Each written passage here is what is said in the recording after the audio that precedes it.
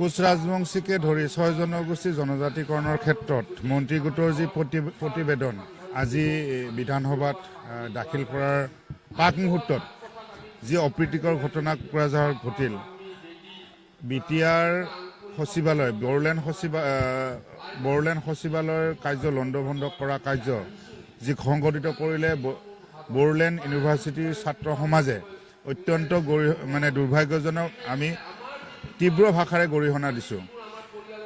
যিহেতু কোচ ৰাজবংশীকে ধৰি 6টা জনগোষ্ঠীয়ে এটা দীঘলীয়া সংগ্ৰাম কৰি আহিছে আৰু এই দীঘলীয়া সংগ্ৰামৰ অন্তত আজি বিধানসভাত মন্ত্ৰীগোটে প্ৰতিবেদন দিয়াৰ পাক মুহূৰ্তত এনেধৰণৰ ঘটনা অগণতান্ত্ৰিক আৰু এক বৃহৎ ষড়যন্ত্ৰ বুলি আমি অনুমান কৰিছোঁ। অসমৰ যি খিলঞ্জীয়া ভূমিপুত্ৰসকলৰ আজি নিৰাপত্তা সুনিশ্চিত কৰিবৰ কাৰণে অসমত যিহেতু এনেকুৱা এটা পৰিস্থিতি হৈছে, যিটো পৰিস্থিতিত খিলঞ্জীয়াৰ অস্তিত্বৰ সংকটত, এই সংকটৰ সময়ত 6 জনগোষ্ঠীক জনজাতিকৰণ কৰি অসমখন সুৰক্ষিত কৰাৰ যি পৰিকল্পনা বা যি কল্পনা অসমীয়া সমাজে কৰি আহিছে, অসমৰ প্ৰতিটো জাতি জনগোষ্ঠীয়ে আজি 6 জনগোষ্ঠী জনজাতিকৰণ দিয়াটো বিচাৰিছে। আৰু আমিও 6 জনগোষ্ঠীৰ অন্তৰ্ভুক্ত আমি 6টা জনগোষ্ঠীও বিচাৰিছোঁ যে আগৰ যিসকলে জনজাতি মৰ্যাদা লাভ কৰি থকা জনগোষ্ঠী আছে তেওঁলোকৰ ক্ষতি নোহোৱাকৈ আমি জনজাতিকৰণৰ মৰ্যাদা বিচাৰিছোঁ।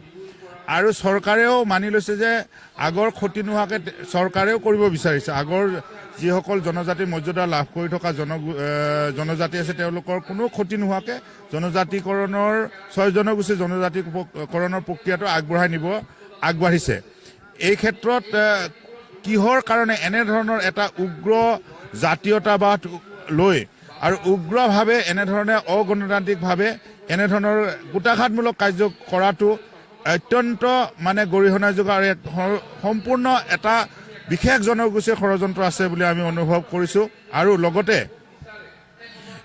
আমি অসম চৰকাৰক আহ্বান জনাম যে ইয়াৰ এটা উচিত তদন্ত হওক আৰু উচিত ব্যৱস্থা লওক আৰু 6 জনগোষ্ঠীৰ জনজাতিকৰণৰ যিখন সংগ্ৰাম এইখন সম্পূৰ্ণ গণতান্ত্ৰিকভাৱে আৰু সংবিধানৰ ভিত্তিত আমি শান্তিপূৰ্ণভাৱে এই প্ৰতিবাদ আমি সাব্যস্ত কৰি আহি আছোঁ। সময়ে সময়ে কোনো ধৰণৰ আমি অশান্তি বা এনেধৰণৰ পৰিস্থিতি আমি বিচৰা নাছিলোঁ। এই পৰিস্থিতি একমাত্ৰ এটা বিশেষ জনগোষ্ঠীয়ে বাৰে বাৰে এনেধৰণৰ কৰি আছিল। ট্ৰাইবেল সংঘও শেষ অৱস্থালৈ আমাৰ লগত সৈমত হৈছে যে আগৰ জনজাতিকৰণৰ যিসকল জনজাতি মৰ্যাদা লাভ কৰি আছে সেই সকলক ক্ষতি নোহোৱাকৈ হ'লে তেওঁলোকৰো আপত্তি নাই বুলি সৈমত হৈছে।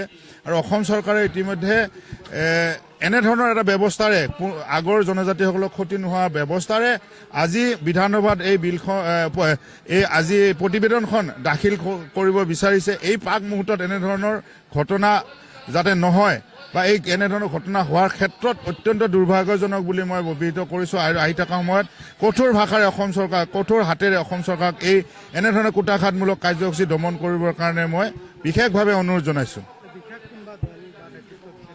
নাই, বড়োলেণ্ড ইউনিভাৰ্চিটিৰ কথাটো অহাৰ লগে লগে বড়োলেণ্ডত যিহেতু এই ঘটনাটো ঘটিছে, আমি বিশেষকৈ এই ক্ষেত্ৰত আমি বিশেষ এই জনগোষ্ঠীটোৰ ওপৰতে আমি ক'ব লাগিব। এই বিশেষ জনগোষ্ঠীটোৰ পৃষ্ঠপোষকতাতে আজি এই ঘটনাটো হৈছে বুলি আমি অনুমান কৰিছোঁ বা আমি সন্দেহ কৰিছোঁ।